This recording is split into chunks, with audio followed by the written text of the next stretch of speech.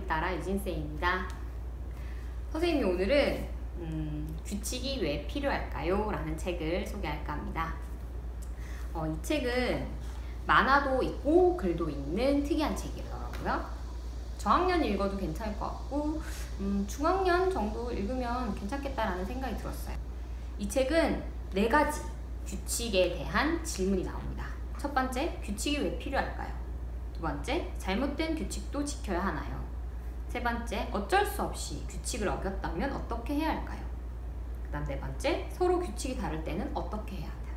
어떻게 해요? 이렇게 4가지가 나오는데 굉장히 이해하기 쉬웠고 이거를 누군가가 우리 친구들이 선생님한테 질문한다면 혹은 엄마 아빠한테 질문할 법한 질문이잖아요. 거기에 대한 명쾌한 답이 나와 있지 않았나 하는 그런 생각이 들었어요.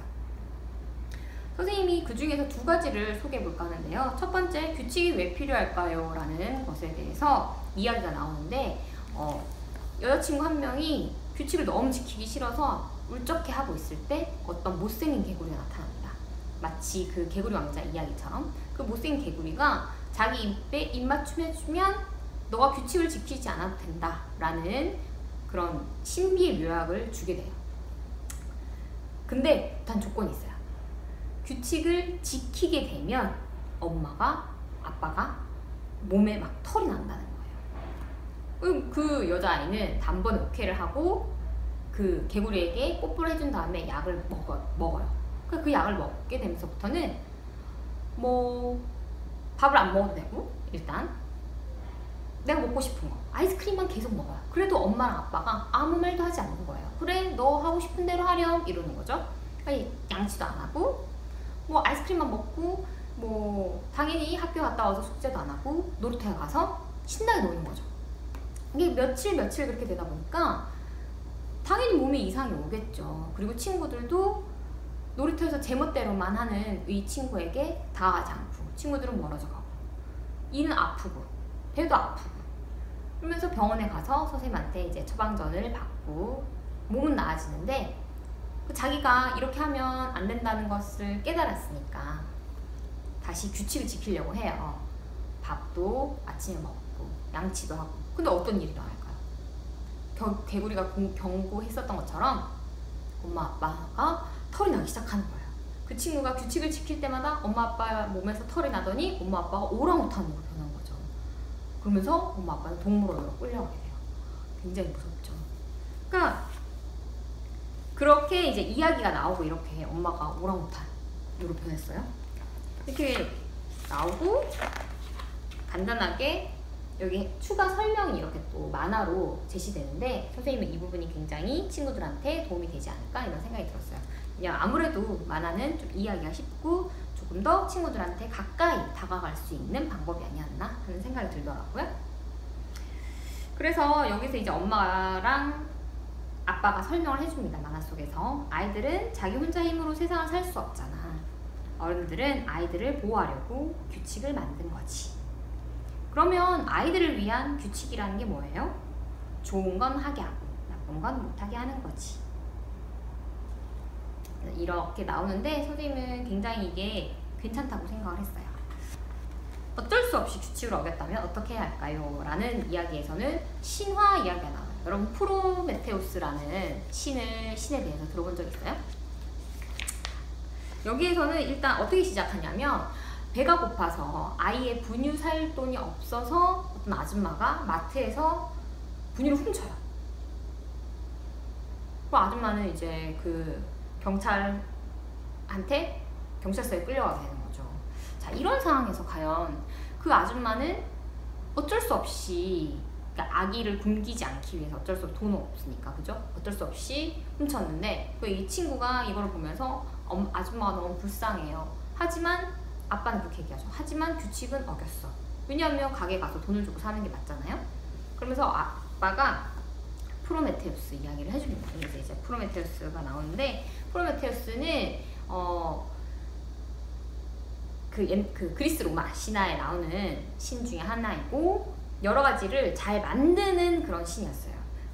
뭐 동물도 만들고 그 동물을 만들었으면 그 동물에게 적절한 재능을 주고 사자한테는 날카로운 이빨을 주고 뭐 토끼한테는 잘 들을 수 있도록 이렇게 큰 귀를 만들어주고 이런 식으로 이렇게 많이 만들어줬는데, 그렇게 동물들에게 모든 것을 어떤 재능을 나눠주다 보니까 정작 프로메테우스가 가장 공들여서 만든 인간이라는 그 존재에 대해서는 줄 게 없는 거예요.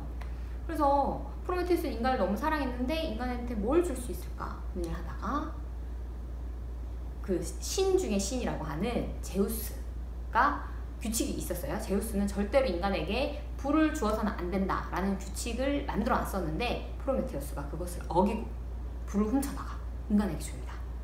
그 인간은 그 불을 사용하게 되면서 우리 이제 삶이 많이 바뀌게 되잖아요. 그 인간은 불을 사용하면서 고기도 익혀 먹을 수 있게 되고 추위를 피할 수 있게 되고, 정말 불이 없었으면 우리의 삶이, 인간이 만약에 불을 다루지 못했으면 인간 세상에 살면 정말 많이 달라졌겠죠. 근데 프로메테우스 당연히 제우스한테 걸리죠. 그래서 제우스가 프로메테우스한테 어떤 벌을 내리냐면, 그 신이니까 죽지 않잖아요. 그래서 그 절벽에 매달아요. 쇠사슬을 해서 절벽에 매달아 놓고 그 독수리가 내일 나가지고 프로메테우스의 간을 먹습니다. 그러니까 얼마나 고통스러웠겠어요. 그죠? 고통을 느낄 수 있잖아요. 근데 죽진 않아요. 그 다음날 되면 간이 저절로 만들어지는 거죠. 다시 회복을 하는 거죠. 신이니까, 불사신이잖아요. 또 다음날 되면 또 독수리가 다 와서 갉아먹고, 그거를 거의 3000년 이상의 그런 고통을 반복했다고 하더라고요. 그러니까 아까 그 분유를 훔쳤던 그 아이 엄마와 상황이 비슷한 거죠. 어쩔 수 없는 상황에서 만약에 인간의 입장에서는 프로메테우스가 없었더라면 인간의 삶은 굉장히 힘들었을 거잖아요.